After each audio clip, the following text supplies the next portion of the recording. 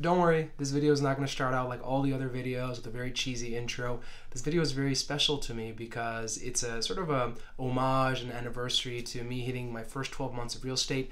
Now, I'm sort of late here in making this video because it's been a couple of months since I hit my 12-month anniversary mark, but I just wanted to put this video out so other people that are maybe thinking about quitting their jobs like I did last year and getting into real estate full-time, whether it's as an investor, as a realtor, as an influencer, in whatever shape or form in real estate, I hope you can at least take away some key learnings that I did my first 12 months of real estate. So let's jump right into my 4 key takeaways from being in real estate full-time in 2022. Now, in no particular order, the key takeaways I've learned from being in real estate full-time in 2022 starts off with something that I think most people can probably also agree with me on. It's not as easy as it looks. Man, I wish someone would have told me that, a year and a half ago. There's a lot of, glamour on social media about being in real estate, investing in real estate, being a broker, an agent, whatever it is.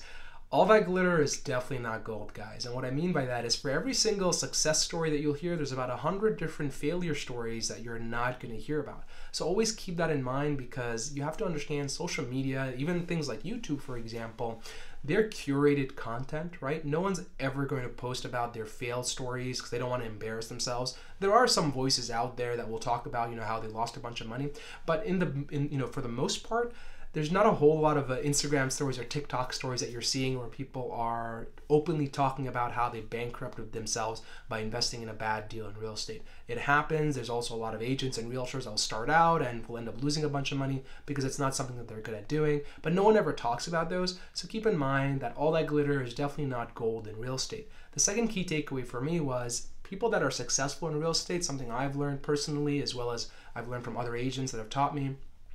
The most successful people in real estate are the ones that are good at problem solving and being a facilitator. And what I mean by that is they know how to connect the dots in a way to bring the transaction to the deal table. So if you're an agent, it's pretty straightforward on what you have to connect in terms of if you're a buyer's agent, you obviously have to find the right seller to pair with your buyer, and vice versa if you're a seller's agent. If you're an investor, your responsibility is to find the deal, then find the capital, maybe people to invest in the deal with you, find the contractor, find the different vendors to maybe help you flip that house, whatever it is.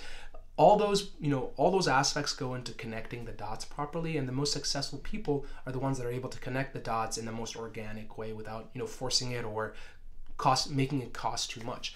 The third key takeaway for me is there's no question in real estate that hasn't been asked and that doesn't already have an answer. Now, what I mean by that is if you don't know the answer to a question that you're being asked, tell people that you don't know, but if you tell them that you're going to find out, the answer already exists out there, right? There's no question that's in real estate that exists in New York or in any other part of the world that hasn't already been asked, that doesn't already have an answer for it documented somewhere.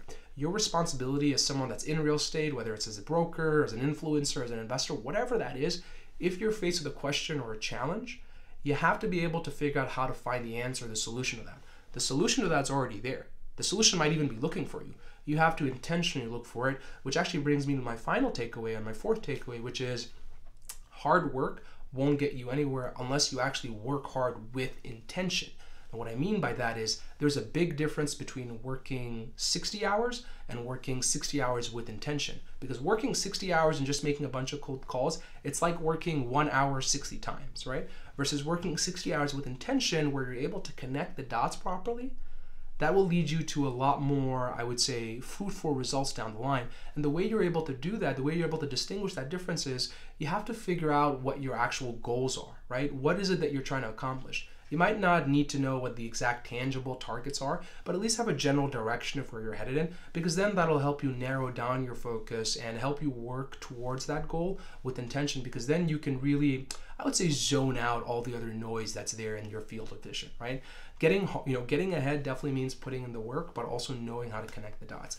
With that, guys, I hope you really enjoyed this candid video because I am losing my voice. I just got back from my travels and I'm really excited to see what's ahead of us in 2023. Thank you so much for tuning in. Definitely drop a like or subscribe. It helps a lot. I'll also post my social media links below, so hopefully you guys can give me a follow there. Till next week, guys. Bye-bye.